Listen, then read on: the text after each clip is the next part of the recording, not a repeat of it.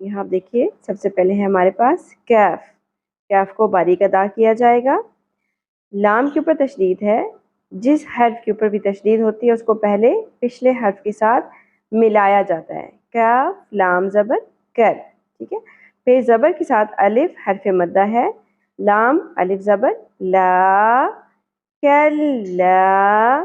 یہ چھوٹی سی مد آپ کو دکھائی دے رہی ہے، یہ ہے مد منفصل. یہ کب آتی ہے؟ جب حرف مدہ کے بعد سبب مدہ حمزہ اگلے کلمہ کے شروع میں آ جائے. ٹھیک ہے. اور اس کو ہم 3 حرکات کے برابر کھینچیں گے. کلا.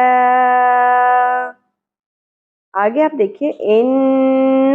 نون کے اوپر تشدید نظر آ رہی ہے آپ کو، اور نون کے اوپر تشدید آ جائے تو نون کیا کہلائے گا؟ نون مشدد. تو نون مشدد اور میم مشدد کے اوپر ہم غنہ کرتے ہوتے ہیں. غنہ کیا ہوتا ہے؟ نون اور میم کی آواز کو ناک میں ہولڈ کر کے رکھنا تھوڑی دیر کے لیے. ٹھیک ہے. ان. لیکن ایک بات کا خاص خیال رکھنا ہے کہ نون کے اوپر آواز کو ہولڈ کرتے ہوئے زبر کو زیادہ نہیں کھینچنا.